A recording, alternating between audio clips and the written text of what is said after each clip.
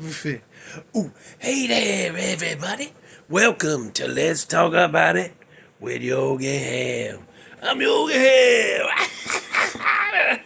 That's my grog. We're about to get at it talking about this famous last words is what we're doing tonight. Famous last words. I think it's like volume 12. Probably. Something like that. I don't know. I'm blinded by the specialty lightings. Ooh, that mess up. I can't get that close when it's on that setting. Okay, famous last words. Let's jump right in there, right in there. 1965, boy. At the age of 90, and I'm talking about that Winston Churchill. Remember that guy? Leader of the Britain guys? Yeah. He was in there and he's about to go and they just had people taking turns and his son-in-law was in there. And he told his son-in-law, he said, I'm so bored with it all. Like that. And then croaked. I'm so bored with it all. Well, excuse me. Let me get out your way so you can go croak. I don't know. I don't know what that means. Next, 1967. Just only at the age of 40. I'm talking about that United States astronaut, Gus Grissom. Now, if y'all don't know who that is, him and two other guys was doing a test in the top of a rocket. And it was back in, this was 1967. And they was going to be doing a launch, but they had to run through some tests. And them fellas was in there in that capsule locked in. And something sparked, and they had that oxygen flowing in there, boy.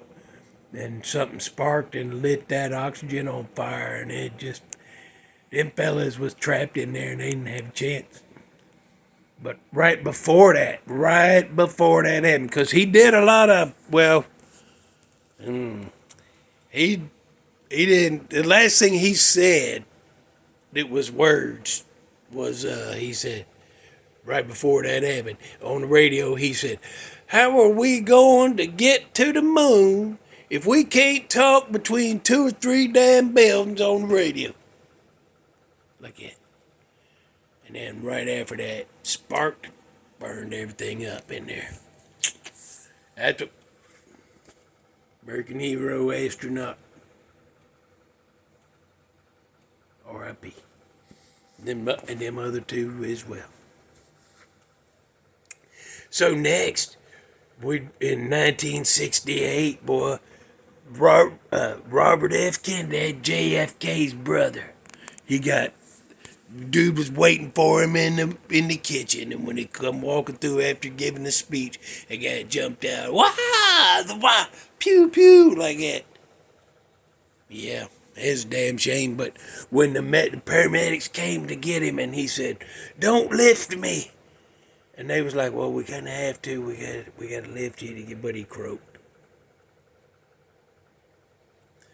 Okay, but next, in 1968, at the age of 66 year damn old, Tallulah Bankhead. Remember her? That real way back in the early days of film. She was a movie star. Way on back here, boy. But she was 66 damn year old in 1968. And her last, she mumbled some stuff after this, but nobody knew what she was saying. But the last coherent thing she said codeine, bourbon. She knew what she wanted, boy. I'm going out. I'm going to go out the way I want. By God. I don't know if they brought her in there. Probably not. But anyway, that's what she said. Then, 1969, at the age of 81, one of my favorite dudes, boy, Boris Karloff. Remember that guy? He played that first Frankenstein. Remember that guy? He played Frankenstein a bunch of times, played a bunch of other stuff. Him and Vincent Price was in movies together. I love me for Vincent Price. Vincent Price was like a favorite uncle I never met. And Boris Karliff, ooh, he did the voice on that The Grinch Stole Christmas. And then the one where they got that song, "You're a mean one, Mr. Grinch," yeah, like that. Anyway, when he croaked the last words out of his mouth, he said a name of another actor. He said, Walter Pigeon. I don't know if anybody knows anything about that. And then I heard there's a rumor that when Walter Pigeon died, he said Boris Karloff. I don't believe that. I don't believe that till somebody from his damn family tell me, yeah, that's what he said. I believe it then, but I don't believe it when I read it somewhere or somebody tell me. I don't believe it. That'd be too much of a damn coincidence, and how would he know that was going to be his last words anyhow? So, no, I don't believe that. Let's get to a damn song.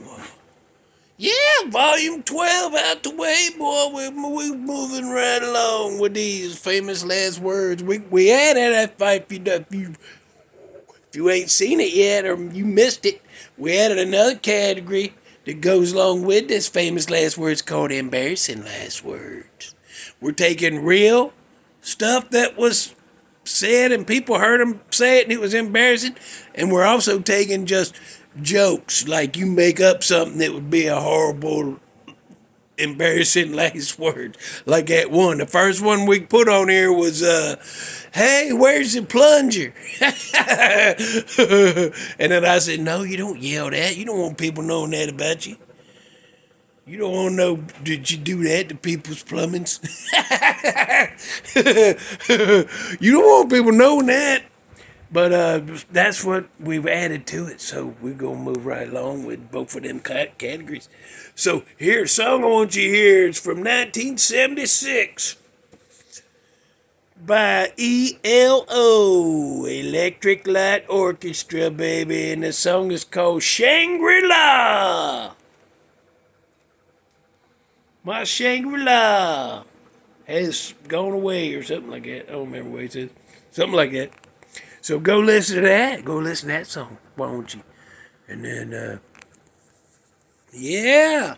If you can think of any embarrassing last words, what might be some embarrassing last words, send them in. Well, the good ones we're going to put on air, and if we don't get enough good ones, we might just put the others and everybody else's too.